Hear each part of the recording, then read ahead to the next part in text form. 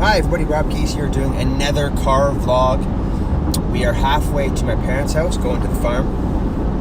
I'm dropping off a bunch of food I made yesterday. You may have seen me live stream the cooking of said food from my kitchen on twitch.tv/ValeCube. The reason I'm doing this car vlog is because it's the only time I have to vlog, and Game of Thrones ended last night.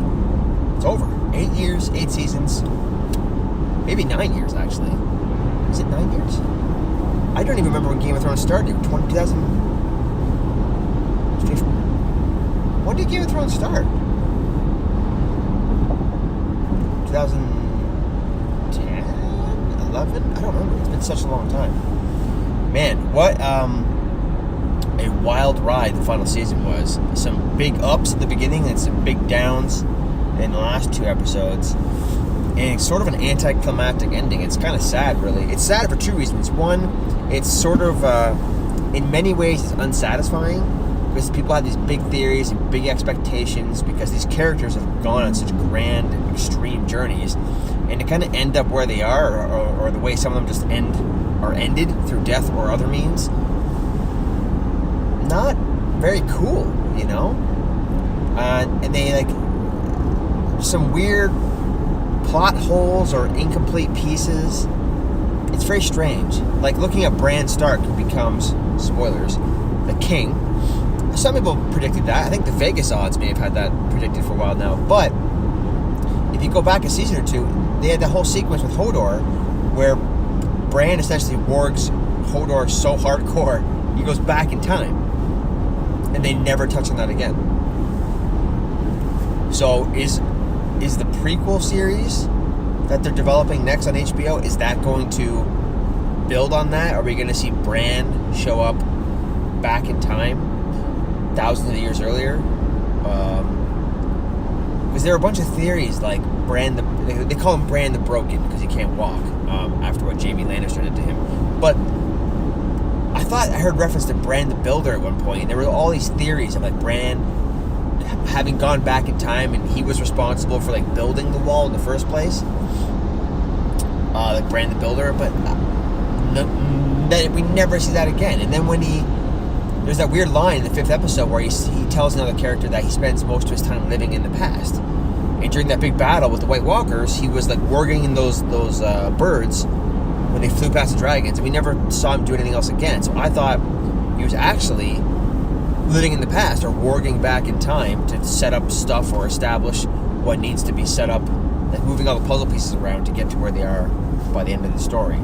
Like he foresaw all of this happening because I think he has the ability to go back in time, but they never do that, so it just feels incomplete.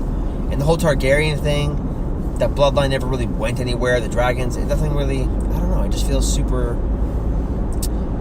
unsatisfying. They just don't capitalize on all these crazy things they did.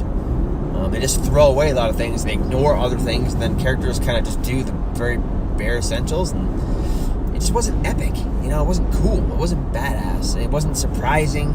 It was just, it's over. It just kind of went out in a whimper, especially after the weird extreme turn and underdeveloped character arcs this season. I think, for me, I feel like the actual, not the overall story, but more so the actual character moments, which are the best parts of the show, by and large, easily.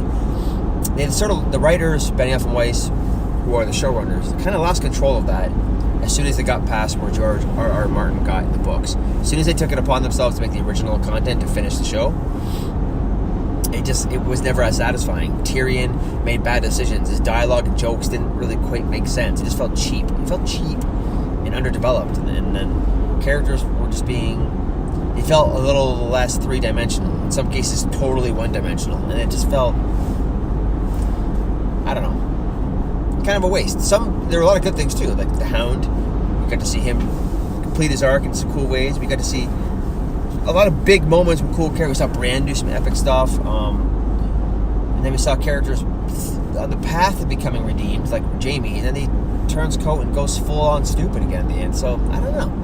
Just kind of like, whatever. They don't justify a lot of the actions. It just felt incomplete. And the other reason it's sad is because it's over. How often do you get such a massive event television where everyone online, all your friends and coworkers are talking about it. People get together to have viewing parties, themed events, it's amazing. I haven't seen that personally since Lost. And that was a decade ago that ended. That ended almost exactly a decade ago, actually. I saw the photo reminder on Facebook of watching the series finale of Lost at a friend's house here in Guelph. And that was so much fun and so cool. And Game of Thrones was that. I mean, those first couple seasons, I remember, like, we got together and we had, like, wine drinking parties, and I remember one time for, like, season 3 or something, I had, like, a treasure chest, and I filled it with 3 giant eggs, and I made them look like dragon eggs, and with, like, chalky gold coins everywhere else. What other show does that? There's no other gigantic event TV like that. And it was so grand, and there's so many huge stars came from this show. So many great memes. I don't know how any sort of Game of Thrones spin-off or prequel will ever live up to that. How will they cast? Their cast will always be compared to, like, the legends, the fan favorites from the OG Game of Thrones. I don't know how they're ever going to do that. And I think it's also going to increase frustration in George R.R. Martin not getting his last 2 books done. So, anyways, Game of Thrones, it was an epic journey. It kind of went out in the whimper.